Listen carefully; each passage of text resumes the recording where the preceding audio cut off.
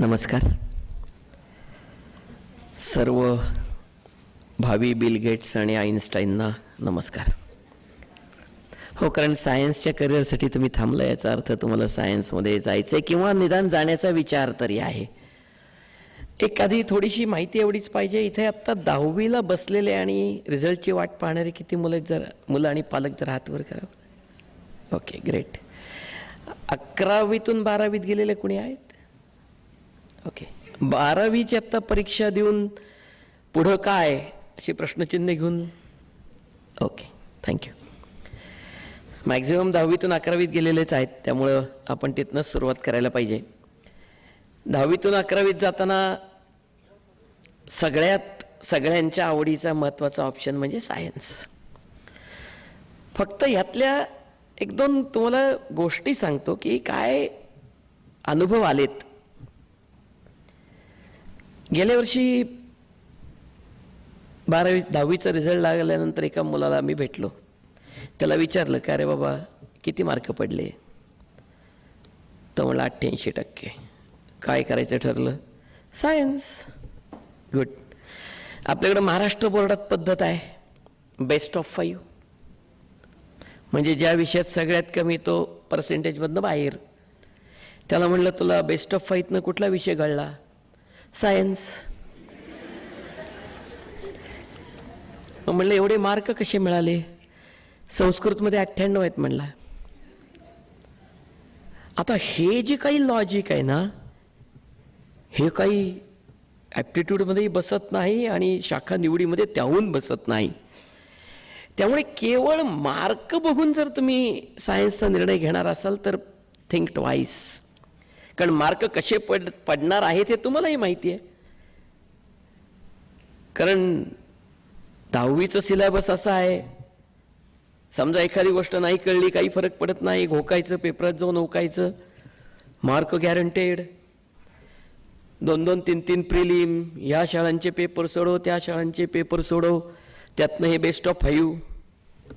या सगळ्यांनी पर्सेंटेज खूप वर जातं आणि उगीच एक असा स्युडो कॉन्फिडन्स येतो की हा 90% म्हणजे मी आता सायन्सला गेलंच पाहिजे. असं करू नका. त्यातलं दुसरं उदाहरण सांगतो. गेल्या वर्षी असेच एक विद्यार्थी आणि पालक माझ्याकडे आले. इयत्ता 11वी झालेला विद्यार्थी. पालकांनी सांगितलं, याला गेल्या वर्षी 90% मार्क होते 10वीला, सायन्सला घातला, चांगला क्लास लावला, यंदा 45. 11वीतनं 12वीत जाताना बहुधा वाईट संगत लागलेली दिसते. पालकांनी लगेच कन्क्लुजन काढून मोकळे झाले. मी त्याला विचारलं, इकडे रे म्हणलं, काय प्रॉब्लेम आहे तुझा? बोलता बोलता त्यांनी मात्र मग सांगितलं की खरं सांगायचं तर म्हणला, मला 10वीपर्यंतच ते फिजिक्स काही नीट कळलं नव्हतं. ते इलेक्ट्रोमॅग्नेटिझम आणि ते कन्सेप्ट मला क्लिअर कधीच झाले नव्हते. म्हणलं, पण 10वीचं जमून गेलं, घोकून सगळं झालं. 11वीचं जमत नाही म्हणलं. 11वीला एवढं सिलेबस आहे, कसं जमायचं? आता हे सगळं लक्षात घेतलं तर ज्यांना सायन्सला जायचंय त्यांनी पहिल्यांदा अत्यंत प्रामाणिकपणे स्वतःशी प्रामाणिक राहून, कारण दुसरं कुणीच करू शकणार नाहीये, इंट्रोस्पेक्शन करायची गरज आहे. म्हणजे काय करायचंय, जेवढे सायन्स सब्जेक्ट्स आहेत पी, सी, एम आणि बी, हे चारही सब्जेक्ट्स आपल्याला खरोखरच 10वीपर्यंत जेवढं काही शिकलोय तेवढं थोरली कन्सेप्च्युअली समजलंय का समजलं नाहीये. याचं कारण असं आहे की 11वी आणि 12वी सायन्स हे अक्षरशः डेक्कन क्वीन आहे. कोणीही तुमच्याकरता थांबणार नाही. 10वीचं तुझं परत करून घेऊ का बाबा असं कोणी म्हणणार नाही. Everybody will take it for granted की 10वीपर्यंत जेवढं झालंय ते सगळं तुम्हाला पूर्ण समजलेलं आहे, तेव्हा आता ते रिव्हिजिट करण्याची काही गरज नाही, लेट्स गो अहेड. कारण सायन्समध्ये 11वी आणि 12वी 2 वर्ष अशी आहेत की जिथे स्पेशली क्लासेस, कारण हल्ली काय 11वी 12वी म्हटल्यावर कॉलेजपेक्षा क्लासच महत्त्वाचा असं चित्र सगळीकडेच आहे. क्लासेसची एक पद्धत आहे की 11वीचा पोर्शन शक्यतो क्लास काहींचा मेला सुरू झाला, काहींचा जूनला होईल, साधारण जानेवारीपर्यंत 11वी संपवायचं, त्यानंतर पुढच्या वर्षीच्या 12वीच्या ऑगस्ट सप्टेंबरपर्यंत 12वी पोर्शन संपवायचा आणि मग त्याच्या पुढे CETची, JEEची, NET जे काय असेल ते या सगळ्याच्या तयाऱ्या सुरू करायच्या. म्हणजे याचा अर्थ they want to complete your syllabus in 14 months starting 11th. मग कोण तुम्हाला एवढा वेळ देणार हो? आधीचं कळलं का नाही, ते तुला समजलंय का नाही, असं काही होत नाही.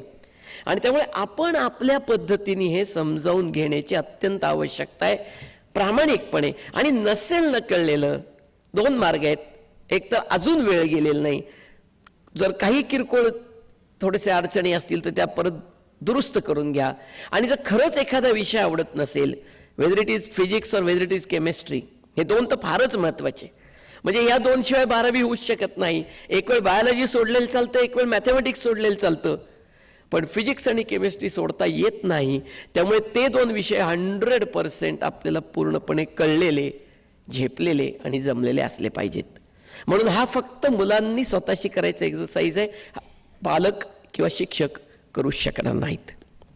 त्यामुळे हा एक्सरसाइज करा आणि देन टेक अ डिसिजन की yes I am sure, I am thorough, मला सर्व कन्सेप्ट कळलेत. मार्क सोडा हो, तुम्हाला कन्सेप्ट चांगले कळले आणि मार्क 2-5% कमी पडले म्हणून काही जगात फरक पडत नाही. इयत्ता 10वीची मार्कलिस्ट आणि इयत्ता 10वीचं सर्टिफिकेट हे तुम्हाला यापुढच्या आयुष्यात 11वीची ॲडमिशन झाल्यानंतर फक्त बर्थडेट प्रूफ म्हणूनच उपयोगी पडणार आहे. त्याचा काहीही उपयोग या पुढच्या आयुष्यात होणार नाही.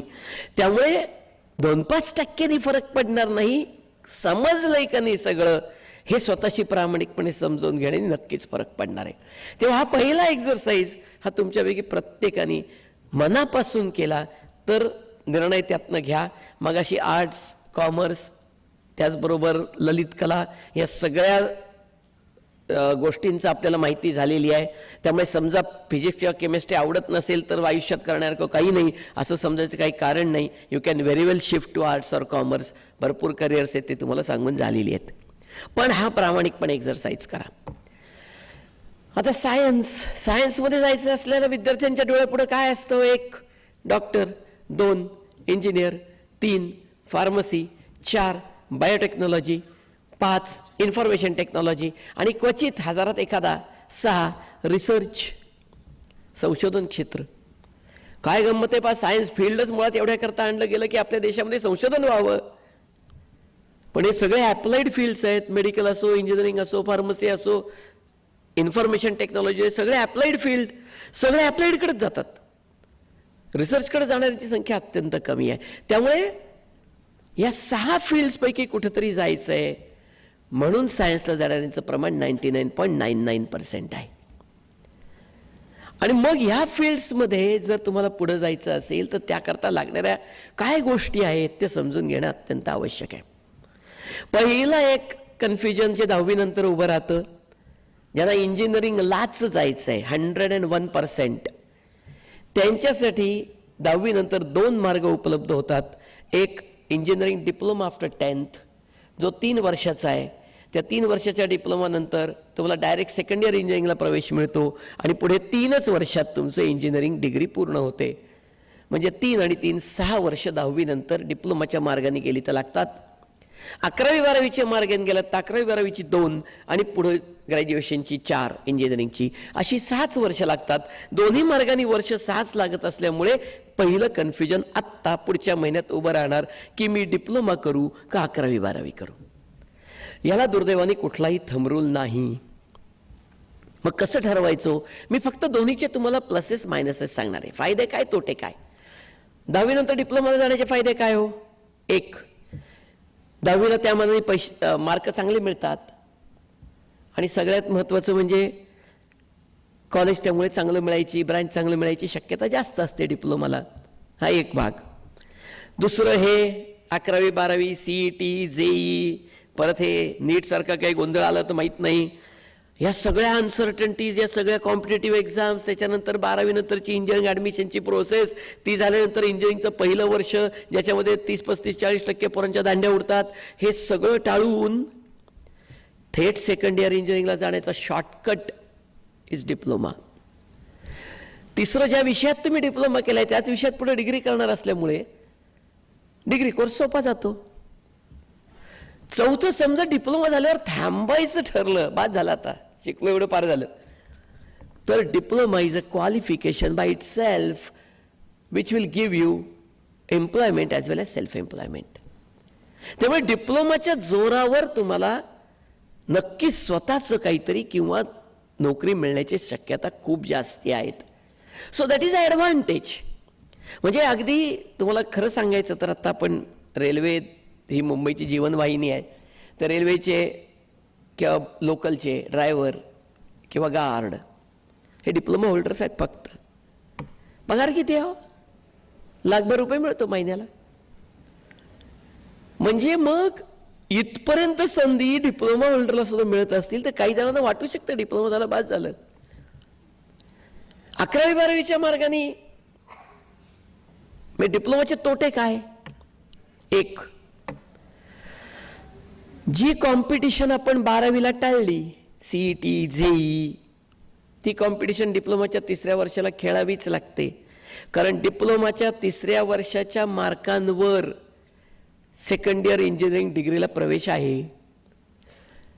आणि मग VJTIला जर प्रवेश पाहिजे आहे डिप्लोमा झाल्यानंतर डिग्रीला, तर साधारण 90% मार्क लागतात डिप्लोमाच्या 3ऱ्या वर्षाला, 10वीला नाही.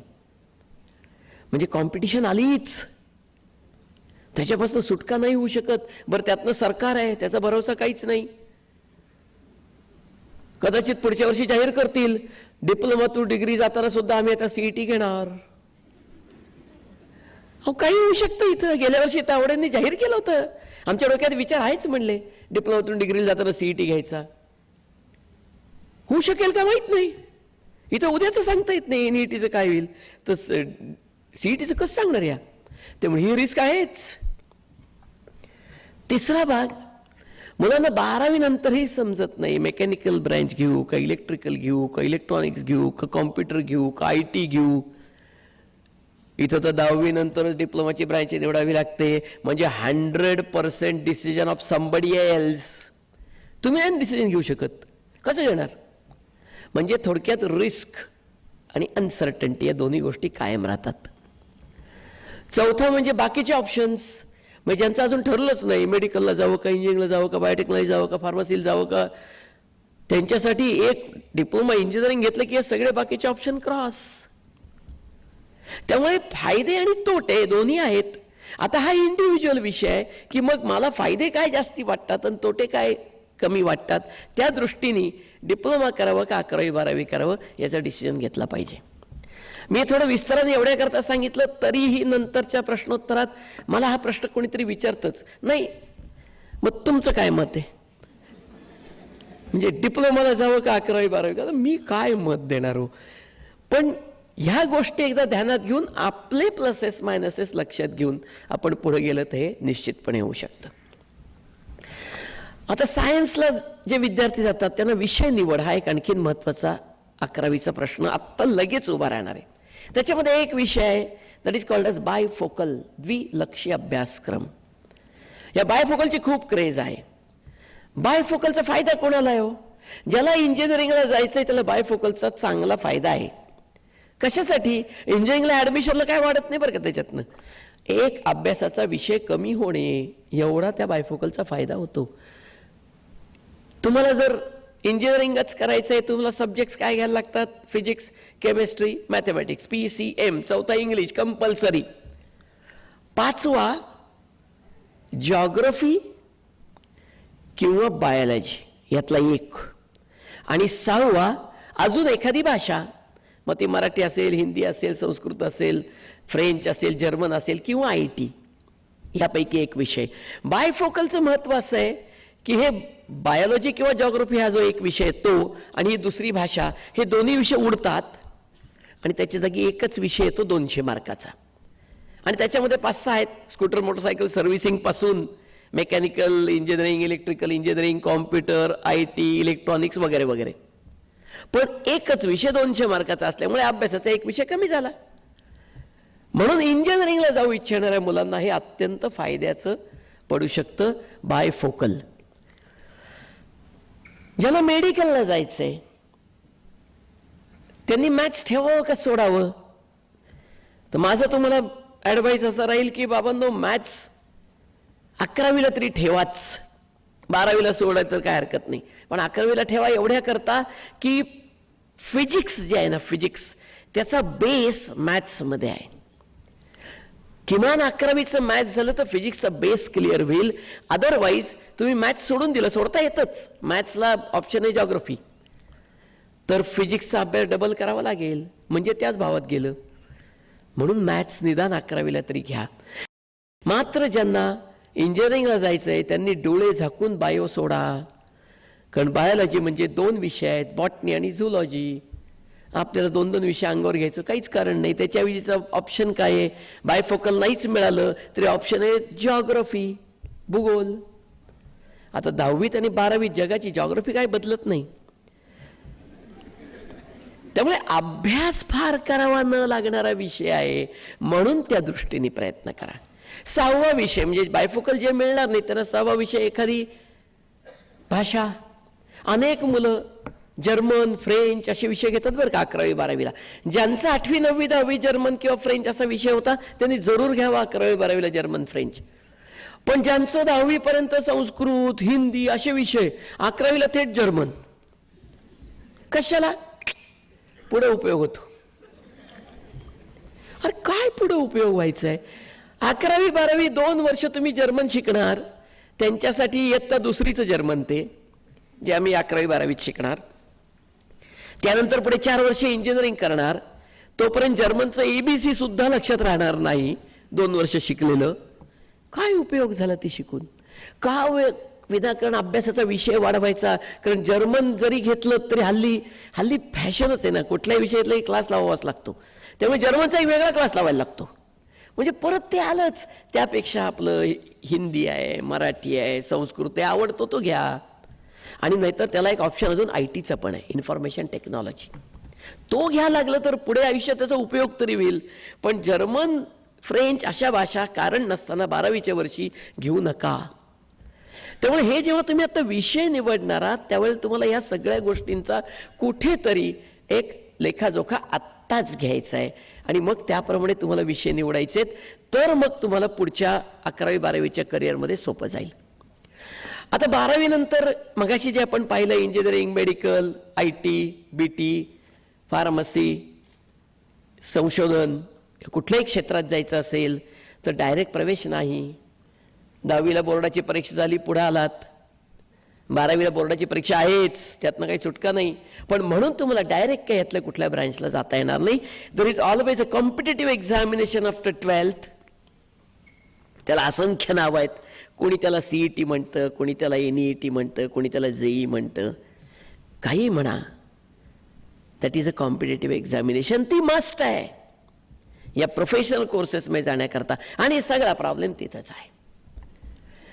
कारण 12वीचा अभ्यास पद्धती, 12वीची परीक्षा पद्धती, CETची अभ्यास पद्धती, CETची परीक्षा पद्धती, जमीन आसमानाचा फरक आहे हो. 12वीची अभ्यास पद्धती 10वी सारखीच, परत बोर्डाच्या धड्यांप्रमाणे 10वीला होते तसे 12वीचे धडे, धड्याखाली प्रश्न. CETला असं काहीच नाहीये. दुसरं, परीक्षा पद्धतीत जमीन आसमानाचा फरक. 12वीची परीक्षा 10वी सारखीच, गणपती उत्सवासारखी 10-15 दिवस चालते बोर्डाची. त्यामुळे एका दिवशी अर्ध्या विषयाचा अभ्यास. CETची परीक्षा एका दिवसात सगळे विषय. म्हणजे महाराष्ट्राची CET असेल तर PCMB 4ही विषयाची परीक्षा एका दिवसात होते. ज्यांना PCM द्यायची PCM द्या, ज्यांना PCB द्यायची त्यांनी PCB द्या, ज्यांना PCMB 4ही द्यायची त्यांनी 4ही द्या. परीक्षा एका दिवसात. फरक पडतो हो, अर्ध्या विषयाचा अभ्यास आणि 4 विषयांचा अभ्यास, सवय राहत नाही ती. दुसरं, बोर्डाच्या परीक्षेत ऑप्शन आहेत. 7ले 4 सोडवा, 5ले 3 सोडवा, जसे 10वीला होते तसे 12वीला आहेत. CETला ऑप्शन नाही ना, म्हणजे ऑप्शन तुम्ही घेऊ शकता पण तेवढे मार्क नक्कीच जातात, तेव्हा त्यालाही काही उपयोग नाही. तिसरा फरक, बोर्डाचा पेपर झाला नाही असं सांगणारा विद्यार्थी आजपर्यंत मला काही सापडला नाही. पण CETचा पेपर झाला, पूर्ण झाला असं सांगणारा विद्यार्थी शोधायला लागतो. म्हणजे असे अनेक विद्यार्थी आहेत. आत्ताच गेल्या आठवड्यात एक मुलगी आली होती माझ्याकडं, JEE दिली, JEEला मार्क उत्तम, 141 मार्क JEEला. CETला काय झालं, तो फिजिक्सचा पेपर पूर्णच झाला नाही म्हणली. शेवटचे 10 प्रश्न राहूनच गेले. आणि मग बाहेर गेल्यावर कळतं शेवटचे 10 प्रश्न सोपेच होते, गेले मार्क तेवढे. म्हणजे याचा अर्थ या परीक्षेला खूप तयारी आणि सगळ्यात महत्त्वाचा सराव लागणार आहे. म्हणजे हाही फरक आहे दोन्हीमध्ये. त्यामुळे बोर्डाची परीक्षा पद्धती, बोर्डाची अभ्यास पद्धती, सीईटीची परीक्षा पद्धती, सीईटीची अभ्यास पद्धती या दोन्ही वेगवेगळ्या एकाच वेळेला आपल्याला स्वीकाराव्या लागणार आहेत. हे 11वी-12वीचं वैशिष्ट्य. आणि त्यामुळे 11वी-12वी सायन्स हे सतीचं वाण आहे. सुरुवात झाली एकदा 11वीला की एकदा ते शस्त्र उचललं की शस्त्र खाली ठेवायला शेवटची संधी, शेवटची सीईटी होईल तेव्हाच. आणि ती कधी होईल याचा हल्ली भरोसाच नाही. यंदाच्या 12वीच्या मुलांची शेवटची सीट आता 24 जुलैला व्हायची आहे. नीट माहीत नाही, आता कळेल होणार का नाही होणार ती. पण हे सगळंच आहे. त्यामुळे कुठेतरी आम्हाला 2 वर्ष अत्यंत कठोर परिश्रम आणि डे टू डे अभ्यास या पद्धतीने जर पुढे गेलं तरच या सीईटी, जेई, एनईटी, त्याला तुम्ही काही नावं द्या, याच्यामध्ये यश मिळायची शक्यता आहे. बरं, सीईटीत पण फरक येतो भरपूर. आता मेडिकलची सीईटी असेल तर ती फक्त एनईटीच होणार असं आत्ता तरी म्हणतात. मग एनईटी म्हणजे काय हो? एनईटी म्हणजे 11वी अधिक 12वीचं सिलेबस परीक्षेला, तेही सीबीएसईचं सिलेबस. अजूनही बोर्डाचा सिलेबस आणि सीबीएसईचं सिलेबस 15 ते 20% फरक आहे. त्यामुळे 11वी अधिक 12वी प्लस सीबीएसईचं सिलेबस. आणि सगळ्यात वाईट म्हणजे निगेटिव्ह मार्किंग. आमच्याकडे मल्टिपल चॉईस प्रश्न दिसले ABCD मधले ऐकल्या की पोरांना मोहच होतो. ठोक आलं तर आलं. पण हे एनईटीला तुम्हाला निगेटिव्ह मध्ये घेऊन जाईल. म्हणजे 2013ला पहिली एनईटी, पहिली आणि शेवटचीच जी झाली सेंट्रल लेवलची, त्यावेळेला 720 पैकी -20 मार्क मिळालेली खूप मुलं होती.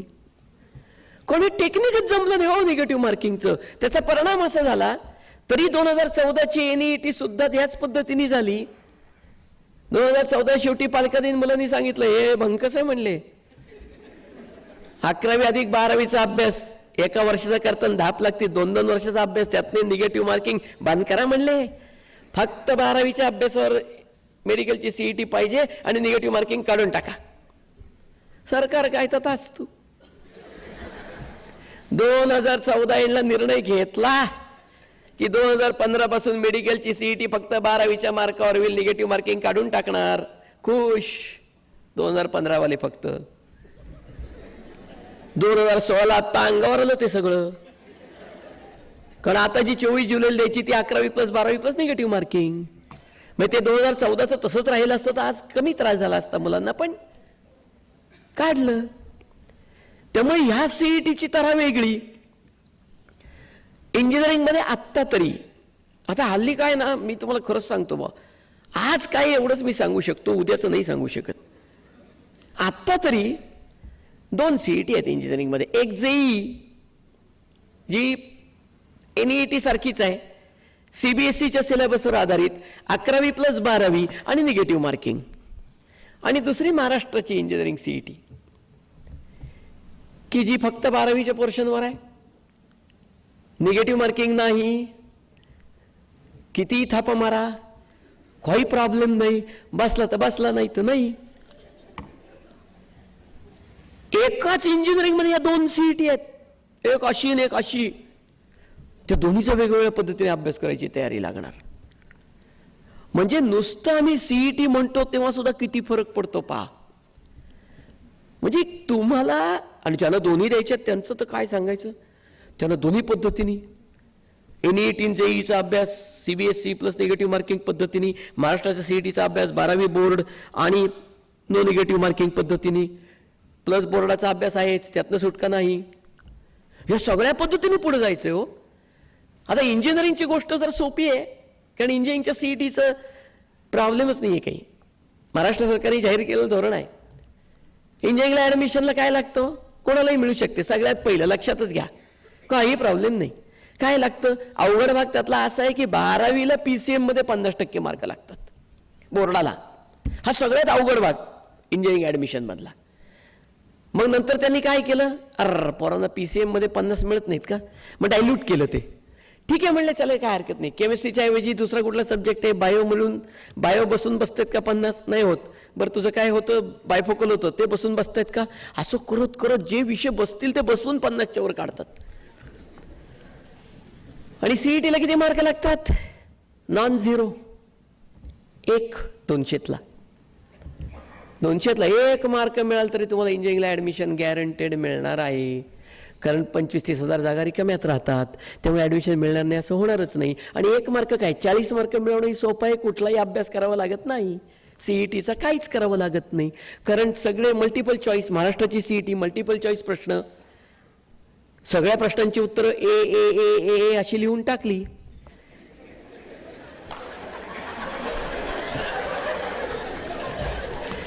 की प्रोबॅबिलिटी थेअरीनी 40 मार्क नक्की.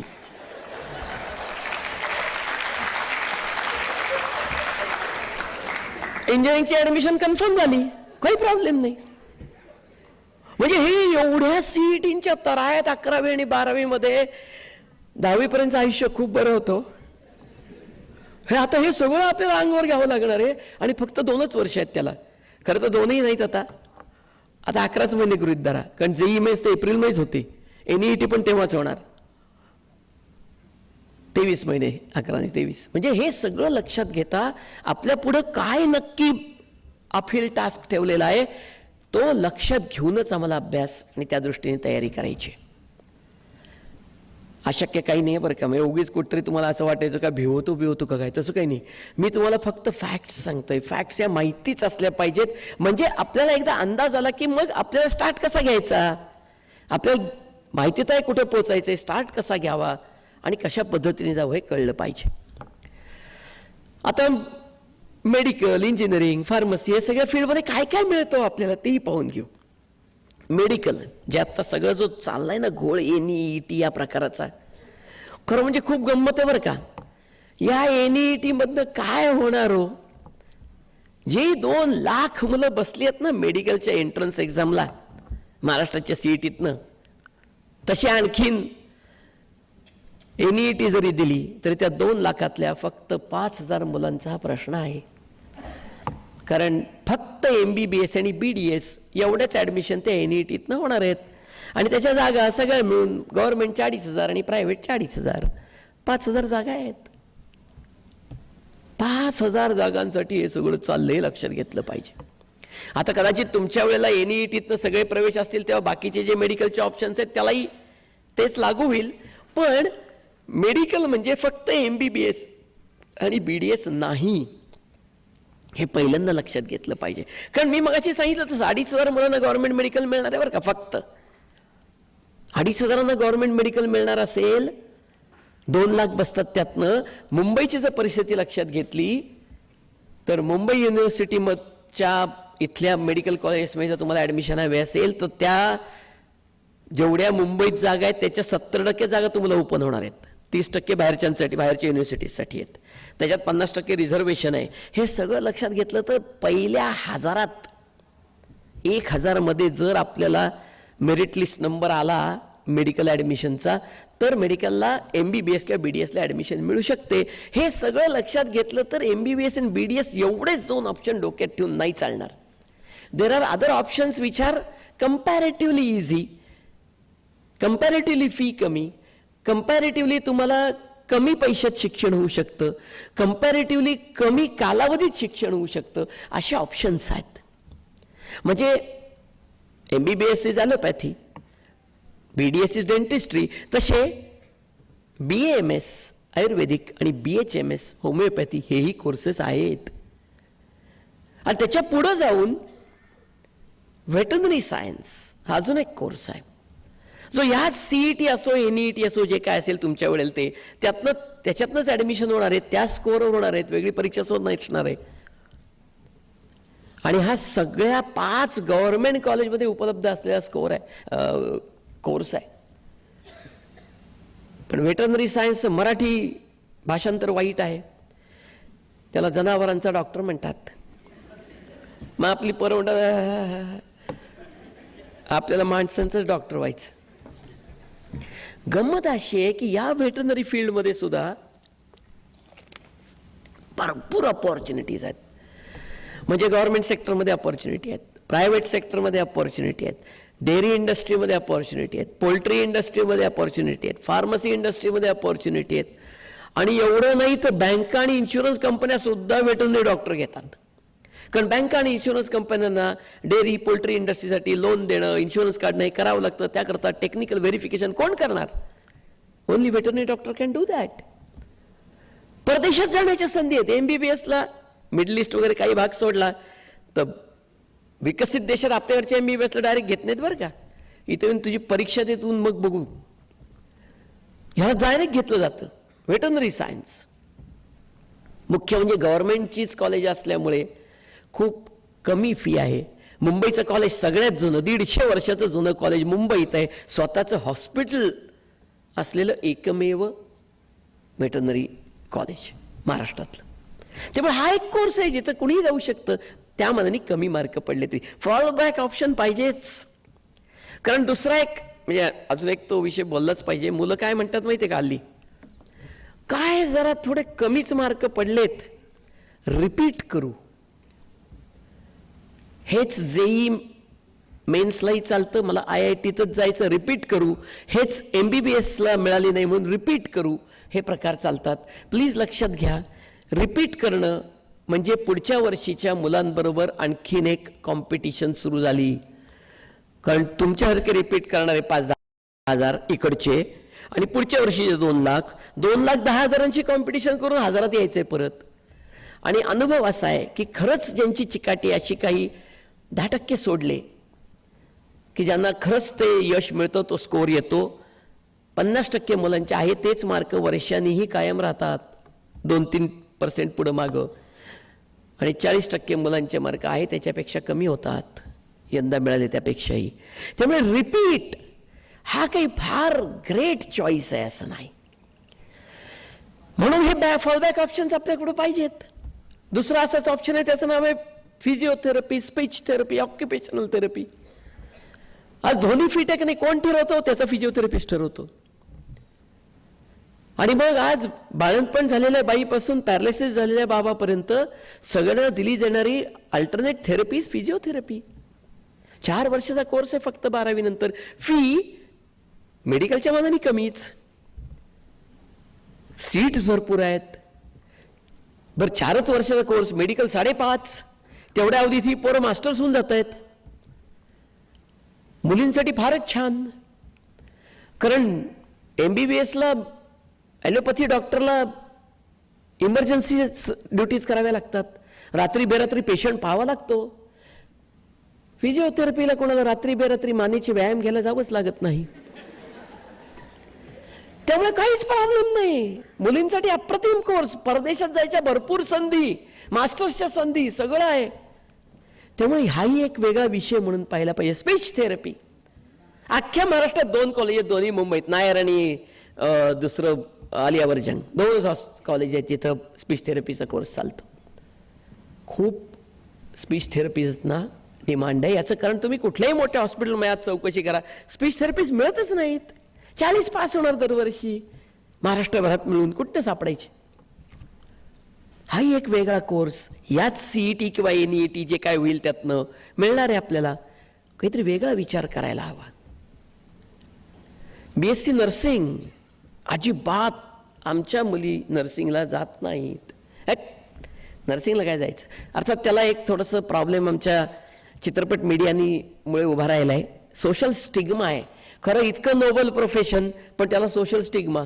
नर्सिंग, आज परिस्थिती अशी आहे, जगात सगळ्या देशात सगळ्यात जास्त नर्सेस या भारतातल्या आहेत आणि तिथे मात्र त्याला सोशल स्टेटस पण आहे आणि 3-1 लाख रुपये महिना एवढा पगार पण आहे. तेव्हा भारतातनं नर्सिंग केल्यावर 2-1 वर्षाचा अनुभव घेऊन CGFNS सारख्या परीक्षा दिल्या की तुम्हाला जगाची दारं उघडी आहेत, जाऊ शकता. हाही कोर्स आहे. जागा नक्की, कारण जागा भरतच नाहीत. अजून एक कोर्स काढलाय गव्हर्नमेंटनी 3-4 वर्ष झाली त्याला, टेक्निशियन कोर्स. ह्याच सीईटीच्या एनईटीच्या मार्कावर तुम्हाला ऍडमिशन आहेत. सगळ्या गव्हर्नमेंट मेडिकल कॉलेजमध्ये आहेत. 10-12 प्रकारचे टेक्निशियन्स लागतात आज इंडस्ट्रीमध्ये. मग त्याच्यामध्ये रेडिओलॉजी टेक्निशियन पासून सिटी स्कॅन टेक्निशियन पर्यंत सगळे आले. आज 50% काम टेक्निशियन करतो, उरलेले 50% डॉक्टर करतो. मग हे टेक्निशियन्स तयार करण्याचं काम 3 वर्षाचा कोर्स, फक्त BSc degree, government colleges, fee अत्यंत कमी, जागा नक्की, कारण भरतच नाहीत. हाही ऑप्शन ह्याच मेडिकलमधनं मिळू शकतो, हेही लक्षात घेतलं पाहिजे. म्हणजे आपण जेव्हा तयारी करणार आहोत त्यावेळेला तयारी करताना हे फॉलबॅक ऑप्शन्स आपल्या मनात तयार पाहिजेत की हे नाही झालं तर मी करीन. आहे फार्मसी मेडिकल इंजिनिअरिंगच्या मधली ब्रँच आहे बरोबर. आणि त्यामुळे तुमच्या वेळेपर्यंत जर सीईटी राहिलीच तर निदान यंदा तरी परिस्थिती अशी आहे, फार्मसीला ॲडमिशन पाहिजे. तुम्ही PCBची सीईटी दिली असली महाराष्ट्रातली तर त्या स्कोअरवर ॲडमिशन, PCMची दिली असली त्या स्कोअरवर ॲडमिशन, PCMB 4ही दिल्या असल्या तर PCB आणि PCM या दोन्हीपैकी ज्याच्यात बेस्ट ऑफ 2 त्याच्यावर ॲडमिशन. आज जर तुम्ही जगाचा पूर्ण इतिहास पाहिलात तर सगळ्या इंडस्ट्री खालीवर झाल्यात. IT इंडस्ट्री वर गेली खाली गेली, ऑटो इंडस्ट्री वर गेली खाली गेली, एकच इंडस्ट्री कायम वर, खाली कधीच नाही. त्याचं नाव फार्मास्युटिकल इंडस्ट्री, औषध कंपन्या. लोकांची औषधांची गरज कधीच कमी होत नाही, त्यामुळे त्या कंपन्यांना डग नाही. त्यांना लागणारी जी मॅनपॉवर आहे, ग्रॅज्युएट फार्मसी, हे फार्मसीच्या कोर्समधून उभे राहतात. त्यामुळे हाही एक कोर्स कुठलीही वेगळी सीईटी न देता जर आपल्याला मिळत असेल तर हाही ऑप्शन ठेवायला पाहिजे. आणि आज फार्मसीमध्ये सुद्धा प्रोडक्शन, क्वालिटी अश्युरन्स, याच्या बरोबरीने R&D आणि क्लिनिकल रिसर्च अशी अनेक फील्ड ओपन झालेली आहेत. तेव्हा हाही एक वेगळा ऑप्शन म्हणून निश्चित लक्षात घेतला पाहिजे. इंजिनिअरिंग, आज इंजिनिअरिंगला जाणारी मुलं जी आहेत तर प्रॉब्लेम एवढाच आहे की त्यांच्या डोळ्यापुढे फक्त 5-7 ब्रँचेस माहिती असतात त्यांना. Computer, IT, electronics, mechanical, electrical, फार फार तर सिव्हिल, संपला विषय. 70 ब्रँचेस आहेत आज इंजिनिअरिंगच्या महाराष्ट्रात अवेलेबल. आणि त्यातल्या अनेक ब्रांचेस अशा जे एका कॉलेजात आहेत फक्त.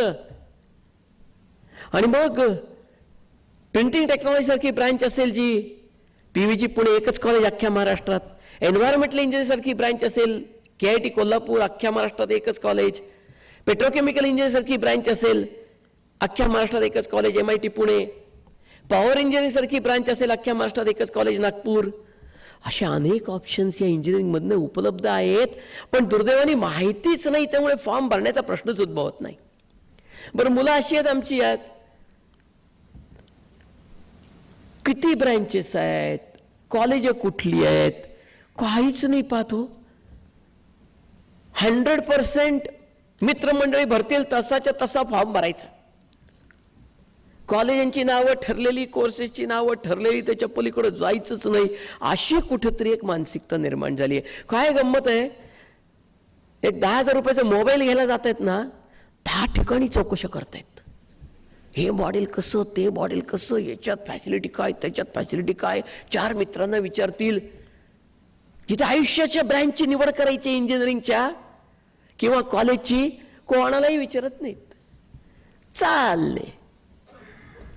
आणि मग प्रॉब्लेम येतात. तुम्हाला एक उदाहरण सांगतो. गेल्या वर्षी 2-3 वर्षापूर्वी एक पुण्यातल्या एका अत्यंत नावाजलेल्या इंजिनिअरिंग कॉलेजमध्ये झालेला सर्वे आहे. त्या सर्वेमध्ये लास्ट इयरच्या इंजिनिअरिंगच्या मुलांना एक प्रश्न विचारला गेला की बाबांनो, तुम्ही ज्या ब्रांचमधनं इंजिनिअरिंग करताय त्याच फील्डमध्ये तुम्हाला पुढं काम करायचंय, अशी मुलं किती आहेत? 50% निघाली फक्त. उरलेली 50% म्हणले आपल्याला या फील्डमध्ये कामच करायचं नाही. अरे तू आला कसं काय इकडं? नाही, सगळे म्हणले मेकॅनिकल इंजिनिअरिंग चांगलं असतं, मी पण मेकॅनिकल इंजिनिअरिंगला गेलो. ही मानसिकता पहिल्यांदा बदलावी लागेल, कारण आपल्या आयुष्याचा प्रश्न आहे. आणि म्हणून जेव्हा मी ब्रांच निवडणार आहोत, माझं त्याच्याबद्दल अगदी साधं सजेशन आहे.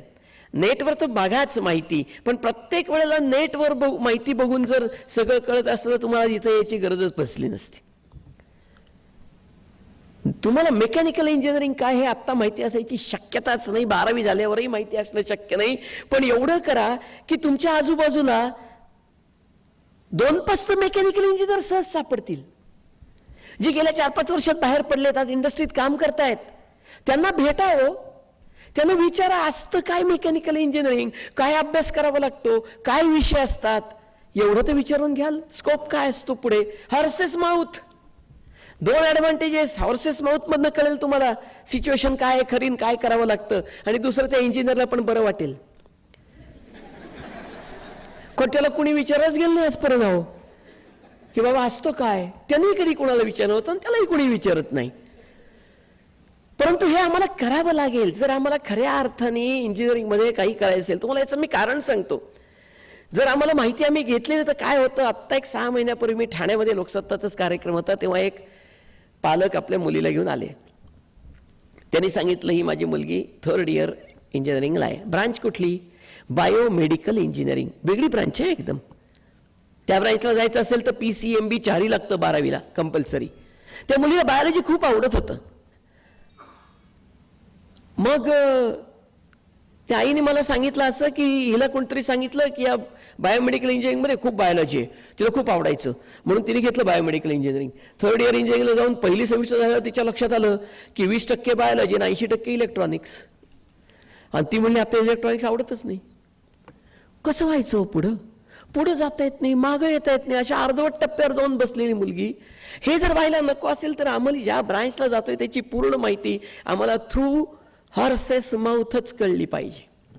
तेवढ्याकरता एक्सरसाइज करावं लागेल. आणि तुमच्या माहितीसाठी सांगतो की तुमची इंजिनिअरिंगच्या सगळ्या एंट्रन्स एक्झाम वगैरे संपल्या की त्यानंतर 1.5 महिना तुम्हाला भरपूर वेळ मिळतो ह्या सगळ्याचा अभ्यास करायला, लोकांशी बोलायला. इवन कॉलेज, कुठलं कॉलेज निवडावं? सगळे म्हणतात ते आम्ही कॉलेज निवडतो. अरे का? जी काय 8-10 कॉलेज तुम्ही त्या लिस्टमध्ये बघितल्यावर तुम्हाला बरी वाटतात, जा ना त्या कॉलेजात समक्ष, बघा तर खरं काय आहे कॉलेज, काय फॅसिलिटीज आहेत, कसं कॉलेज आहे. आतल्या मुलं भेटतात. इंजिनिअरिंगचं एक वैशिष्ट्य आहे, मुलं कायम कॉलेजात असतातच. कारण परीक्षाच एवढ्या लांबतात की 3rd इयरची परीक्षा होईपर्यंत 2nd इयरची पोरं आत आलेली असतात. त्यामुळे मुलं भेटणारच कॉलेजात. आतल्या मुलांना विचारा कॉलेज कसं आहे, फॅकल्टी कशी आहे, शिकवतात कसं, कॅम्पस रिक्रुटमेंट होते का. सहसा आतली मुलं खोटं बोलत नाहीत. वेबसाईटवर सगळंच खरं असेल असं सांगता येत नाही.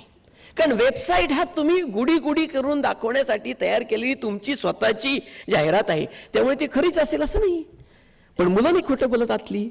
विचारून घ्या त्यांना. त्या कॉलेजमध्ये जा, तिथल्या ऑफिसमध्ये जाऊन चौकशी करा की गेल्या 4 वर्षामध्ये या इंजिनिअरिंग कॉलेजमधनं ब्रँच वाईज किती मुलं पास झाली, किती मुलांना कॅम्पस प्लेसमेंट मिळाल्या, त्या काय पॅकेज मिळालं, मिनिमम किती, मॅक्झिमम किती, ॲव्हरेज किती, हे विचारून घ्या. म्हणजे तुम्हाला कळेल की त्या कॉलेजची हिस्ट्री काय आहे. कारण आमच्याकडे अनेक कॉलेज अशी आहेत, नेत्यांची तर फारच आहेत. हो, पुण्याच्या महाराष्ट्राच्या ग्रामीण भागात तर नेत्यांचीच कॉलेज आहे सगळी. सामान्य माणूस कुठला कॉलेज काढायला चाललो. आणि तिथं अवस्था अशी आहे की BA शिकवतात का BA शिकवतात हेच कळत नाही. कारण नाहीच काही, इन्फ्रास्ट्रक्चरची नावाने बोंबच आहे. मग असं जर असेल तर आपल्याला माहिती पूर्ण काढली पाहिजे. हे काढण्याचं काम तुम्हाला करायचंय त्यावेळेला, तर तुम्ही इंजिनिअरिंगचा निर्णय उत्तम घेऊ शकता. आणि मग इंजिनिअरिंगमध्ये जसं तुम्हाला महाराष्ट्रात इंजिनिअरिंग करायची सोय, तसं IIT साठी JEE ॲडव्हान्स द्यावी लागते. आता त्याचेही नियम बदलत आहेत परत. तुमच्या वेळेला काय असतील नाही सांगू शकत बा. कारण मध्ये पेपरला असं आलं होतं की आता ते JEE मेन्स बंद करून टाकणार. बस झालं म्हणले. मग काय करणार? नाही, 12वीच्या वर्षी 4 परीक्षा घेणार आणि मग त्याच्यातनं 4 लाख मुलं निवडणार आणि त्यांना डायरेक्ट परीक्षा देणार एक, म्हणजे थोडक्यात त्यांना JEE ॲडव्हान्स देणार आणि त्यातनं IITची ॲडमिशन. असं गेल्या वर्षी एकदा आलं होतं. पुढं काय झालं माहीत नाही. तुमच्यावर काय होईल, काय होऊ शकतं यातलं. कारण आपल्याकडे 8 दिवसात जर परीक्षेचा निर्णय होऊ शकतो तर तुम्हाला तर अजून 24 महिने आहेत. आपली सगळ्याची तयारी केलेली पाहिजे. पण जसं IIT आहे, JEE आहे, तसं अजून चांगले इन्स्टिट्यूट्स आहेत. Say for example VIT Vellore, चांगली इन्स्टिट्यूट, अतिशय वेगळी एंट्रन्स एक्झाम आहे त्यांची, ते जेईत बसत नाहीत, द्यायला पाहिजे. बिट्स पिलानी आहे, गोवा आहे, हैदराबाद आहे. बिट्सच्या आता 3 ठिकाणी इन्स्टिट्यूट, चौथं जरा लांब आहे म्हणजे दुबई, पण ते सोडून देऊ आपण. पण भारतात 3 आहेत ना. एक्सलंट एज्युकेशन, म्हणजे IITच्या तोडीचं एज्युकेशन आहे, त्यांची वेगळी परीक्षा आहे, द्यायला पाहिजे. म्हणजे ज्यांना त्या लेव्हलच्या परीक्षा द्यायच्या त्यांनी फक्त IIT देऊन थांबून नाही चालणार, त्यांना बिट्स द्यावी लागेल, त्यांना VIT द्यावी लागेल, मग ऑप्शनमधलं कुठनं काय मिळते ते बघावं लागेल. हाही परत CETचाच भाग झाला. म्हणजे CET म्हणजे फक्त JEE नाही, तर CETमध्ये हे पण सगळं आलं. म्हणजे इंजिनिअरिंगला ज्यांना जायचंय त्यांनी या सगळ्या गोष्टींची थोडीशी माहिती आणि थोडीशी तयारी केली पाहिजे. सुदैवाने आमच्याकडे 2 इंजिनिअरिंगची कॉलेज अशी आहेत की ज्याला कुठली CET JEE लागत नाही. भारतामध्ये फक्त 12वीच्या बोर्डाच्या मार्कावर प्रवेश आहे. 12वीला 70% मार्क पडले बोर्डाला, PCMला, तर फॉर्म भरता येतो. आणि 80-82% मार्क असतील तर इंटरव्ह्यूचा कॉल नक्की. फक्त तो इंटरव्ह्यू थोडा लेंथी आहे, म्हणजे 5 दिवस चालतो. पण त्यातनं तुम्ही थ्रू झालात तर तुम्हाला जे कॉलेज दिलं, ज्या कॉलेजमध्ये ॲडमिशन मिळतंय त्या कॉलेजमध्ये 100% फ्री एज्युकेशन राहणं, जेवण खाण कपडा लत्ता सगळं फुकट सरकारतर्फे. आणि सगळ्यात महत्त्वाचं म्हणजे तुम्ही ग्रॅज्युएट इंजिनियर झाल्यानंतर तुम्हाला 70,000 रुपये महिन्याची नोकरीसुद्धा गॅरंटेड. अशी 2 कॉलेज आहेत भारतामध्ये.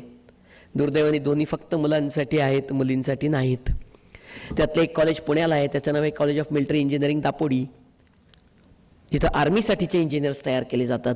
दुसरं कॉलेज आहे college of naval engineering Zamorin Kerala, जिथं नेव्हीसाठीचे इंजिनियर्स तयार केले जातात. आणि डायरेक्ट ऑफिसर म्हणून त्यांना आज जायची संधी मिळते. अत्यंत वेगळा इंजिनिअरिंग कोर्स. पण आम्हाला माहिती असेल तर आम्ही 12वीचा अभ्यास, कारण आता मुलं 12वीचा करतच नाही अभ्यास, त्यात काय करायचं म्हणले, 50% PCMला मिळाले बस झालं. पण ज्यांना हे ऑप्शन्स पाहिजेत त्यांना PCMला 80-82% मिळाले पाहिजेत, तर हे 2 ऑप्शन्स मिळू शकतात त्यांना. वेगळा ऑप्शन म्हणून बघायला हरकत नाही. आणि जसं इंडियन नेव्हीचं कॉलेज आहे तसं ज्यांना नेव्हलमध्येच जायचंय त्यांच्याकरता दुसरा ऑप्शन आहे, it is called as merchant navy. आज मर्चंट नेव्ही फील्डमध्ये सुद्धा खूप चांगल्या करिअर ऑपॉर्च्युनिटीज मिळू शकतात. आणि त्याकरता 2 आहेत, एक गव्हर्नमेंट आणि दुसरं प्रायव्हेट. गव्हर्नमेंट मर्चंट नेव्ही कॉलेजमध्ये जर जायचं असेल तर मात्र JEE ॲडव्हान्स्ड, याच्याशिवाय पर्याय नाही. 2च कॉलेज आहेत, एक मुंबईला आणि एक कलकत्त्याला. एक आहे BSc नॉटिकल सायन्स आणि दुसरं आहे बॅचलर ऑफ इंजिनिअरिंग. याच्यातलं कुठलंही एक मिळालं तर JEE ॲडव्हान्समधूनच मिळतं, तर तुम्ही गव्हर्नमेंटमध्ये करू शकता. नाही तर प्रायव्हेट खूप कॉलेज आहेत. फक्त हे एज्युकेशन थोडं कॉस्टली आहे. एक 12-14 लाखापर्यंत तुम्हाला 4 वर्षात खर्च येतो. पण मुलं आणि मुली दोघंही करू शकतात आणि कुठलीही CET नाही. 12वीला PCMला 60% मार्क असले की तुम्ही जायला मोकळे. खूप चांगलं करिअर, धाडसी करिअर, दुसऱ्याच्या पैशांनी जग बघण्यासाठीची सगळ्यात चांगली अपॉर्च्युनिटी ही मर्चंट नेव्ही. फक्त प्रत्येक करिअरचे ड्रॉबॅक्स पण असतात. इथे परमनंट जॉब नाही, कॉन्ट्रॅक्च्युअल अपॉइंटमेंट्स, 8 महिन्याचं कॉन्ट्रॅक्ट, 9 महिन्याचं कॉन्ट्रॅक्ट. हे कॉन्ट्रॅक्ट घ्यायचं, शिपवर जायचं, 8-9 महिने शिपवर काढायचे, परत यायचं, 2-3 महिने घरी बसायचं, मग परत पुढचं कॉन्ट्रॅक्ट. आणि याच्यात घरच्या लोकांना त्रासच होतो, 8-9 महिने बाहेर असतो म्हणून आणि नंतर 2-3 महिने घरी बसतो म्हणून. पण एक अत्यंत चांगलं धाडसी करिअर, मुली सुद्धा जाऊ शकतात. आज मुली आहेत मर्चंट नेव्हीमध्ये, असं नाहीये मुलींना नाही जाता येत. वेगळं करिअर. अनेक मुलांना पायलट व्हायचंय. पायलट व्हायचे पण 2 ऑप्शन्स आहेत, एक विकत आणि दुसरा फुकट. त्यातला फुकटचा जो ऑप्शन आहे तो आहे through NDA, national defence academy, राष्ट्रीय संरक्षण प्रबोधिनी, खडकवासला, पुणे. या इन्स्टिट्यूटमध्ये जर प्रवेश हवा असेल तर त्यांची वेगळी एंट्रन्स एक्झाम आहे, जी 11वी एंडला किंवा 12वीच्या सुरुवातीलाच देता येते. 12वी पूर्ण करावीच लागते असं बंधनच नाही. मग आत्ता जी 11वीत मुलं आहेत त्यांनी आत्ता 20 जूनला जाहिरात येईल NDAची, एम्प्लॉयमेंट न्यूज नावाच्या साप्ताहिकात. ते जाहिरातीप्रमाणे अर्ज केला, सप्टेंबरला परीक्षा नाही थ्रू झाली, परत डिसेंबरला जाहिरात येईल, 12वीच्या एप्रिलमध्ये परत एकदा परीक्षा देता येईल. 2 किंवा 3च्यावर चान्सेस मिळत नाहीत कारण वयाची अट आहे. पण एनडीएची एक्झाम थ्रू झालात तर मगाशी सांगितलं तसा 5 दिवसाचा इंटरव्ह्यू आहे, तोही थ्रू झालात तर मेडिकलहून तुम्हाला आज जाता येतं. 400 मुलं दर 6 महिन्याला आज जातात एनडीएमध्ये. महाराष्ट्रात एनडीए असली तरी एनडीएत महाराष्ट्र नाही. 400तली 20 मुलं सुद्धा महाराष्ट्रातली नसतात. ही आत्ताची परिस्थिती आहे. अर्थात याचं कारण आहे मानसिकता, म्हणजे मुलांपेक्षा पालकांची मानसिकता. आपल्या पोराला डिफेन्समध्ये टाकायचं, वर गेला म्हणजे काय घ्या,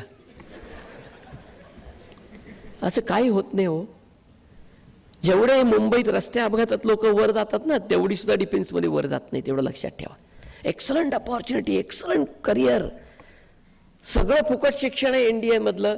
आणि तुम्हाला 70,000 रुपये महिन्याची आर्मी, नेव्ही, एअरफोर्सची नोकरी मिळू शकते. एअरफोर्समध्ये जर तुम्हाला त्यांनी अधिकारी म्हणून घेतलं, तुम्हाला पायलट ट्रेनिंग फुकट दिलं जातं. 1 रुपयाचा खर्च नाही पायलट व्हायला. दुर्दैवाने ही अपॉर्च्युनिटी फक्त मुलांसाठी आहे, मुलींसाठी नाही. पण 12वी नंतर आहे अपॉर्च्युनिटी, फायदा घेऊ शकता. आता ज्याला विकत पायलट व्हायचे त्यांच्यासाठी असंख्य इन्स्टिट्यूट आहेत देशभरात. एकच सरकारी आहे, इंदिरा गांधी राष्ट्रीय उडान अकॅडमी, रायबरेली. त्यांची स्वतःची वेगळी एंट्रन्स आहे, 12वी नंतर घेतात. त्या एंट्रन्समध्ये तुम्ही थ्रू झालात तर तुम्हाला पायलट बॅटरी ॲप्टिट्यूड टेस्ट म्हणून त्यांची एक टेस्ट आहे, ती घेतली जाते. त्यातनंही थ्रू झालात तर तुम्हाला इन्स्टिट्यूटमध्ये प्रवेश आहे. 6 वर्षाचा कोर्स आहे. फी फक्त थोडी जास्त आहे, म्हणजे 35 लाख रुपये फी आहे. पण जर थ्रू झालात आणि नोकरी मिळाली आणि किंगफिशर सारखी नाही मिळाली तर 1,00,000-1.25 लाख रुपये महिना नक्की पगार मिळू शकतो. म्हणून पायलट हे फक्त एक लक्षात घ्या, शेवटी पायलट म्हणजे काय हो? पायलट म्हणजे विमानाचा ड्रायव्हर. ड्रायव्हरला काय लागतं? लायसन्स. मग पायलटच्या इन्स्टिट्यूट काय करून घेतात तयारी? CPL, कमर्शियल पायलट लायसन्स मिळण्यासाठीची तयारी. त्याच्या एंट्रन्स म्हणजे त्याच्या परीक्षा, पेपर्स आणि त्याच्या जोडीने त्यांचे फ्लाइंग आवर्स, 250 फ्लाइंग आवर्सची तयारी. एवढंच 2 गोष्टी करून घेतात, झालं थ्रू, तुमचं नशीब. परंतु हाही एक ऑप्शन पायलट म्हणून निश्चितपणे आपल्याला मिळू शकतो. अजून एक ऑप्शन आहे, जसा भारत मंगळावर गेला ना तसं तो सगळ्यांना वाटायला लागला आपल्याला इस्रोतच जायचं आहे. सोय 12वी नंतर एकच इन्स्टिट्यूट आहे, त्याचं नाव आहे IIST, Indian institute of space technology, Trivandrum. या इन्स्टिट्यूटमध्ये 12वी नंतर प्रवेश आहे. ज्यांना 12वी, ज्यांनी JEE ॲडव्हान्स्ड परीक्षा दिली आहे आणि ज्यांना JEE ॲडव्हान्समध्ये 25%च्या वर मार्क पडलेत, असे विद्यार्थी एलिजिबल आहेत. JEE ॲडव्हान्सचा स्कोअर घेत नाहीत, घेतात JEE मेन्सचा स्कोअर. JEE मेन्स आणि 12वी या दोघांच्या एकत्रित स्कोअरवर ॲडमिशन आहे. आणि मग त्यातनं तुम्हाला 4 वर्षाचा जर कोर्स तुम्ही पूर्ण केलात IIST मध्ये तर तुम्हाला थेट इस्रोमध्ये जाण्याची संधी मिळते. त्यामुळे ही पण अपॉर्च्युनिटी आहे का? तर आहे. संशोधन क्षेत्रात अनेक संधी आहेत. सगळ्यात बेस्ट इन्स्टिट्यूट गव्हर्नमेंट ऑफ इंडियानी खच्चून पैसे जे घातलेत, that is called as IISER, IISER, Indian institute of science and research. पुण्यात आहे, मोहालीला आहे, भुवनेश्वरला आहे, 5-6 ठिकाणी आहेत IISER. एंट्री क्रायटेरिया काय हो? JEE ॲडव्हान्समधनं 25% जागा भरतात, किशोर वैज्ञानिक प्रोत्साहन योजनेतनं 25% जागा भरतात आणि उरलेल्या 50% जागा या 12वीच्या मार्कांवर भरल्या जातात.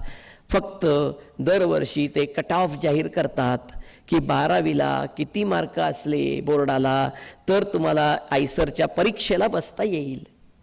साधारण महाराष्ट्र बोर्डाचा कट ऑफ 80%च्या आसपास असतो. 80% मार्क मिळाले बोर्डाला तर IISERची परीक्षा द्यायची. परीक्षेतनं थ्रू झाला तर आज जायचं. 5 वर्षाचा मास्टर ऑफ सायन्सचा कोर्स आहे, PCMB, 4 विषयात मास्टर्स करायची सोय आहे, स्कॉलरशिप आहे, अतिशय उत्तम कोर्स. पण या प्रकारच्या एंट्री क्रायटेरिया. अशी दुसरी इन्स्टिट्यूट मुंबईत आहे, NISER नावाची, जी इन्स्टिट्यूट बाबा ॲटॉमिकने फ्लोट केलेली आहे. त्यांची वेगळी एंट्रन्स एक्झाम आहे आणि या एंट्रन्स एक्झाममधनं तुम्हाला NISERमध्ये जाता येतं. पण ती एंट्रन्स एक्झाम काही प्रमाणात JEE ॲडव्हान्सच्या लेवलची आहे, म्हणजे तयारी त्या लेव्हलची करावी लागेल. पण तिथेही 5 वर्षाचा मास्टर ऑफ सायन्स कोर्स आहे, PCMB, काही चालतं त्यातलं, काही प्रॉब्लेम नाही. त्यामुळे अशा प्रकारच्या रिसर्च इन्स्टिट्यूट आहेत. तसं बायोटेक्नॉलॉजी नावाचे जे करिअर आहे तेही रिसर्च करिअरच आहे. म्हणजे ज्यांना बायोटेकमध्ये जायचे त्यांनी मात्र 11वीला PCMB 4ही विषय घेणं गरजेचं आहे, कारण बायोटेकमध्ये 4ही विषय लागतात. आणि मग 12वी नंतर BSc बायोटेक, MSc बायोटेक आणि खरं तर पुढं PhD, कारण बायोटेक हे फील्ड रिसर्च फील्ड आहे. त्यामुळे MSc खरं तर PhD पर्यंत शिकण्याची गरज आहे. भारतापेक्षा जास्त बाहेर अपॉर्च्युनिटीज आहेत. परदेशात तुम्हाला उत्तम अपॉर्च्युनिटी मिळूच शकतात. फक्त 10वी नंतर 10 वर्ष शिकायची तयारी पाहिजे, हे तितकंच महत्त्वाचं आहे, लक्षात घ्या. पण biotech is another opportunity which everybody can get. IT, information technology. आज IT फील्डमध्ये जर तुम्हाला जायचं असेल तर 12वी नंतर अनेक संधी आहेत. म्हणजे फक्त BE कॉम्प्युटर किंवा BE IT एवढीच संधी मिळते असं नाही आहे. There is another opportunity called as BSc computer science, BSc IT. याही डिग्र्या आहेत की ज्या तुम्हाला 12वी नंतर फक्त 12वीच्या मार्कावर आत जाण्यासाठी प्रवेश मिळू शकतो आणि त्यानंतर मास्टर्स त्याच्यात करता येऊ शकतं. फक्त IT फील्डचं एक बेसिक लक्षात घ्या. इन्फॉर्मेशन टेक्नॉलॉजी या फील्डमध्ये तुमचं क्वालिफिकेशन BSc, MSc किंवा BE आणि त्याचबरोबर तुम्ही कुठनं कोर्स केला याला महत्त्व आहे. कुठनं कोर्स केला एवढ्या करता की या फील्डमध्ये जर जॉब हवा असेल, आणि जॉबच या फील्डचं सगळ्यात महत्त्वाचं प्रिन्सिपल आहे, या फील्डमध्ये जॉब हवा असेल तर ज्या इन्स्टिट्यूट्समध्ये कॅम्पस रिक्रुटमेंट होते त्या इन्स्टिट्यूटमध्ये प्रवेश घेणं आवश्यक आहे. आणि मग त्या इन्स्टिट्यूटमध्ये प्रवेश हवा असेल तर अर्थातच आपल्याला चांगले मार्क CETला किंवा JEEला किंवा 12वीला पडले पाहिजेत, तर आपल्याला चांगली इन्स्टिट्यूट मिळणार जिथे कॅम्पस रिक्रुटमेंट होणार, मग आपण तिकडं जाणार. असं सगळं ते एकमेकावर आधारित आहे. मल्टीमीडिया ॲनिमेशन सारखा कोर्स आहे. आज मल्टीमीडिया ॲनिमेशनमध्ये कोणी जावं, प्रत्येकाने जाण्यात अर्थ नाही. तुमच्याकडं क्रिएटिव्हिटी स्किल आणि ड्रॉइंग या 2 गोष्टी असण्याची अत्यंत आवश्यकता आहे, तर तुम्ही मल्टीमीडिया ॲनिमेशन क्षेत्रात जाऊ शकता. मग तुम्ही आर्ट्स, कॉमर्स, सायन्स काही केलं तरी चालतं, काही फरक नाही पडत. पण ते फील्ड IT क्षेत्रातलं असून उपलब्ध आहे. IT क्षेत्रात नसलेलं पण कला ज्याच्यात आहे, मगाशी जसं सांगितलं गेलं तसं फील्ड सायन्सच्या विद्यार्थ्यांना उपलब्धच आहे. त्याचं नाव आहे आर्किटेक्चर. आर्किटेक्चरला 12वी नंतर ॲडमिशन 2 प्रकारे आहे. एक नाटा नावाची परीक्षा आहे, NATA, मगाशी ती तुम्हाला दाखवली गेली. या परीक्षेचं वैशिष्ट्य म्हणजे तुम्ही 11वी 12वी मध्ये कधीही ती परीक्षा देऊ शकता. 12वी मध्येच दिली पाहिजे असं बंधन नाही, कारण ती ऑनलाईन परीक्षा आहे. एकदा नाही 5 वेळा देऊ शकता, कारण त्याची पासिंग आहे 200तले 80 मार्क. समजा पहिल्यांदा 90च पडले, स्कोअर वाढवायला पाहिजे, 4 महिने परत द्या, चालते. शक्यतो 11वीत नाटा उरकून टाका, कारण नाटाचा स्कोअर 2 वर्ष व्हॅलिड असतो. म्हणजे 12वीचं वर्ष हे पुढचे JEE, CETला उपयोगी पडू शकतं. पण फक्त नाटा एवढीच परीक्षा नाही आहे आर्किटेक्चरसाठी. There is one more exam that is called as JEE paper 2. JEE बद्दल जेवढं बोललं जातं ते फक्त इंजिनिअरिंग आहे. JEE that is paper 1 PCM. पण there is also paper 2 in JEE which is only for architecture. त्यामुळे हा JEE पेपर 2 दिला तर तुम्हाला नॅशनल लेवलच्या इन्स्टिट्यूट्समध्ये प्रवेश मिळू शकतो. NITs आहेत 9 देशामध्ये की जिथे आर्किटेक्चरचा कोर्स चालवला जातो. त्या NIT मध्ये तुम्हाला ॲडमिशन मिळू शकते या JEE पेपर 2 मधनं. एवढंच नाही तर JEE पेपर 2 दिला आपण तर IITs मध्ये सुद्धा आर्किटेक्चरला ॲडमिशन मिळू शकते. अर्थात त्यांची वेगळी टेस्ट आहे त्यासाठीची, पण आहे उपलब्ध. So this is another opportunity what science students can get to enter into a field which is more creative, that is called as architecture. मगाशी जसं डिझायनिंग फील्ड बद्दल उल्लेख झाला, सायन्सच्या विद्यार्थ्यांना डिझायनिंग फील्डमध्ये जाताच येतं. आणि IIT पवईमध्ये काही फक्त इंजिनियर्सनीच जावं असं काही लिहिलेलं नाही आहे. IIT पवईमध्ये 12वी झालेल्या कुठल्याही ब्रँचच्या मुलाला थेट प्रवेश मिळू शकतो in designing, product designing, communication designing. वेगळी एंट्रन्स आहे त्यांची, द्या. And you can enter into IIT Powai in BDS, Bachelor of Designing, Design School. त्यामुळे हाही ऑप्शन सायन्सच्या मुलांना ओपनच आहे. काही डिप्लोमा कोर्सेस आहेत जे 12वी नंतरचे कोर्सेस आहेत, सायन्सच्या विद्यार्थ्यांना उत्तम उपलब्ध आहेत. Say for example diploma in surface coating technology, हा डिप्लोमाचं वैशिष्ट्य असं अख्ख्या महाराष्ट्रात एकाच ठिकाणी आहे, पुण्याला आहे, DE सोसायटीच्या आवारात. 3 वर्षाचा कोर्स आहे, त्यातली 2 वर्ष थेअरी आणि 1 वर्ष प्रॅक्टिकल, म्हणजे काम करायचं इंडस्ट्रीत 1 वर्ष. आणि मग ते काम करताना तुम्हाला जो अनुभव मिळतो आणि जोडीला पगारही मिळतो, त्यातनं तुमचा खर्च भरून निघतो सगळा कोर्सचा. आणि मुख्य म्हणजे त्या 3 वर्षानंतर विथ 1 year एक्सपिरियन्स तुम्हाला इंडस्ट्रीमध्ये उत्तम स्टँडिंग मिळू शकतं. असा दुसरा कोर्स मुंबईत आहे, डिप्लोमा इन रबर टेक्नॉलॉजी. ह्याही कोर्समध्ये 2.5 वर्ष थेअरी, 6 महिने ॲक्च्युअल इंडस्ट्रियल एक्सपिरियन्स असे कोर्सची रचनाच आहे. आणि या डिप्लोमा जे आहेत 12वी नंतरच्यासाठी एकच जाहिरात येते DTEची, ज्याला तुम्ही अप्लाय केलात त्याला 12वीचेच मार्क लागतात, CET नाही लागत, JEE नाही लागत, काही नाही लागत. डिप्लोमा इन फार्मसी पण एक कोर्स आहे विच इज अवेलेबल, ज्याच्यातनं पण तुम्ही जाऊ शकता. फार्मसीचा 2 वर्षाचा डिप्लोमा जर तुम्हाला खूप चांगलं वाटला तर तुम्ही डिप्लोमा पास झाल्यानंतर डायरेक्ट 2nd year डिग्रीला फार्मसीच्या जाऊ शकता. ॲग्रिकल्चर, मला कल्पना आहे ॲग्रिकल्चर म्हणलं की इथं म्हणणार आमची कुठे शेती आहे करावं, पण तसं नाही आहे. ॲग्रिकल्चरला शेतकऱ्यांनीच गेलं पाहिजे असं अजिबात नाही. ॲग्रिकल्चरमध्ये सुद्धा अनेक चांगले कोर्सेस आलेत. से फॉर एक्झाम्पल फूड टेक्नॉलॉजी नावाचा कोर्स ॲग्रिकल्चरमधला आहे आणि अतिशय एक्सलंट कोर्स आहे फूड टेक्नॉलॉजीचा. अनेक कॉलेज आहेत, त्या कॉलेजमध्ये फूड टेक्नॉलॉजीचा कोर्स उपलब्ध आहे. सध्या ज्या इंडस्ट्रीमध्ये खूप चांगली करिअर्स मिळतात त्यातली एक फूड टेक्नॉलॉजी आहे. 12वी सायन्स आणि त्याच्या 12वीच्या मार्कांवरच ॲडमिशन्स आहेत. CET नाही, JEE नाही, काही लागत नाही. That is called as agriculture field. असं फूड टेक्नॉलॉजी एक उदाहरण सांगितलं. बायोटेक्नॉलॉजी पण आहे ॲग्रिकल्चरमध्ये. अशा अनेक ॲग्रिकल्चरमध्ये पण ऑप्शन्स आहेत. सगळ्यात महत्त्वाचं म्हणजे कुठलीही CET, JEE, NEET काही लागत नाही, फक्त 12वीच्या मार्कावर या कोर्सेसना प्रवेश मिळू शकतो. So this is another opportunity to enter in to a very good career through 12th science. म्हणजे हे अशा अनेक अपॉर्च्युनिटीज तुम्हाला 12वी सायन्स नंतर वेगवेगळ्या फील्डमध्ये जाणाऱ्या या मिळू शकतात. फक्त ही जी 2 वर्ष आहेत ना, मगाशी सांगितलं तसं, ही फार महत्त्वाची आहेत. कारण ह्या सगळ्या एंट्रन्स एक्झाम म्हणजे स्पेशली ज्यांना नाटासकट सगळं प्रयत्न करायचे आहेत त्यांना त्याच्याही तयारी करायला लागणार हो. सोपी नाही नाटासुद्धा. त्याची तयारी करायची, JEEची तयारी करायची, CETची तयारी करायची, बोर्डाची पण तयारी करायची आणि मेडिकल ऑप्शन ओपन ठेवायचं असेल तर NEETची पण तयारी करायची. अरे मशीन नाही. त्यामुळे एवढं सगळं जर करायचं असेल तर डे 1 पासून अतिशय सिस्टमॅटिकलीच अभ्यास करावा लागेल. 11वीचं वर्ष रेस्ट इयर म्हणून गृहीत धरलं की यातलं कुठलंच करिअर मिळणार नाही, हे गृहीतच धरा तुम्ही. तेव्हा 11वी हे 10वी एवढंच, म्हणजे 10वीच्या पेक्षा 25% जास्त अभ्यास 11वीत करायचा आणि 11वीपेक्षा 25% जास्त अभ्यास 12वीत करायचा. हे सूत्र आम्ही पाळलं तर या सगळ्या परीक्षा आम्ही सहज देऊ शकतो, काही प्रॉब्लेम येणार नाही. आणि मी अभ्यास जेव्हा म्हणतो तेव्हा त्याचा अर्थ क्वालिटी स्टडी असतो, क्वांटिटी स्टडी नाही. कारण आमच्याकडं काय आहे, पालकांनी सांगितलं बस अभ्यास आलं की पोरं बसतात 2 तासांनी पालकांनाच वाटतं खूप अभ्यास झाला, ये बाबा चाललं लगेच. 2 तासात काय केलं हो त्यांनी? पान सुद्धा उलटलेलं नसतं पुस्तकाचं, आहे तसंच धरून बसतं. कारण शरीरानं तिथं मनाने गावभर फिरतंय.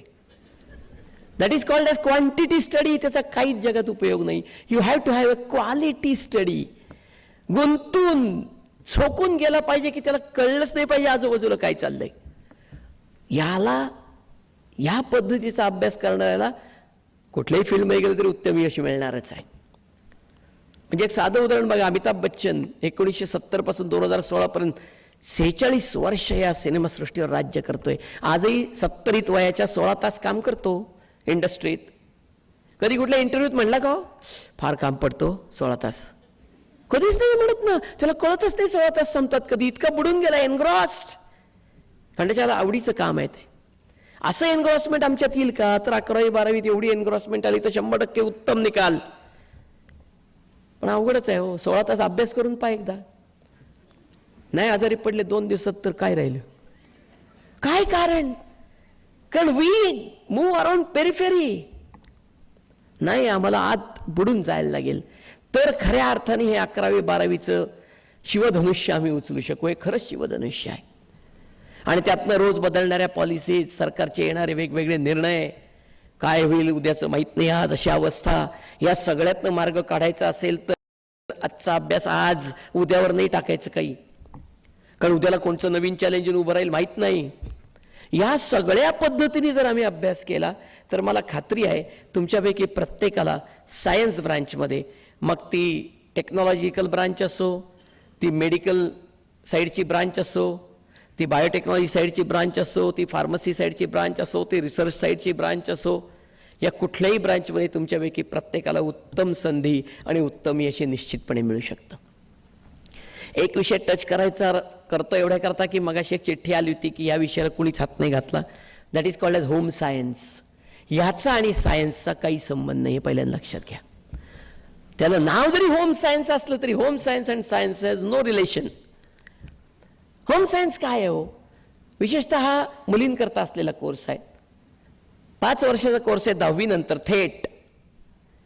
आणि ह्या कोर्समध्ये तुम्हाला विविध उपयोगी गोष्टी शिकवल्या जातात. म्हणजे न्यूट्रिशन पासून ते फूड सायन्स पर्यंत आणि चाइल्ड डेव्हलपमेंट पासून ते इंटिरियर डिझायनिंग पर्यंत अनेक गोष्टी शिकवल्या जातात, ज्यातनं पुढे तुम्ही सर्वांगीण तुमचा अभ्यास झाल्यानंतर स्वतःच्या पायावर उभे राहू शकता. अशी अनेक उदाहरणं आहेत. आणि कोर्स चांगला आहे. मुख्य म्हणजे आपल्याकडे मुंबईत इथं अवेलेबल आहे. सगळ्यात जुनी विद्यापीठ आहे मुंबईतलं SNDT युनिव्हर्सिटी, तिथं उपलब्ध आहे. उत्तम कोर्स आहे, पण त्याचा सायन्सशी काही संबंध नाही. The terminology is home science. त्यामुळे हेही एक लक्षात घेतलं पाहिजे. आणि आता सगळ्यात महत्त्वाचा शेवटचा विषय जो मला सांगावासाच वाटतो, प्रत्येकच विद्यार्थी पालकांच्या मीटमध्ये मी तो सांगतो. मुलांना आवडत नाही, पालकांना आवडतो, पण काही करू शकत नाही. तो म्हणजे आत्ता 10वीचा रिझल्ट लागेल 5-6-7 जूनमध्ये कधीतरी. तो रिझल्ट लागल्यानंतर ऑलरेडी पालकांनी मुलांना प्रॉमिस केले तुम्हाला काय देणार बक्षीस. बहुतेकांनी प्रॉमिस एकच केले, काय? मोबाईल. आणि आता परिस्थिती अशी आहे, मुलांना तो बटनाचा मोबाईल चालत नाही, तो आदिमानव वापरत होता म्हणतात. आता स्मार्टफोन असे उडवायचे. हळूहळू मुलं पालकांना असेच करायला लागतात. पण एक सिरियसली तुमच्याकरता सांगतो, एक स्टडी आहे, अनेक स्टडीज आहेत, इंटरनॅशनल लेवलला झालेले स्टडीज आहेत. ते असं सांगतात की this is the most distracting instrument in the world. कारण आज परिस्थिती मुलांची अशी आहे, समोर 4 मित्र दिसत नाही, ते मोबाईलवर 425 ग्रुप, दर 2 मिनिटाला काहीतरी टुईकन वाचतच.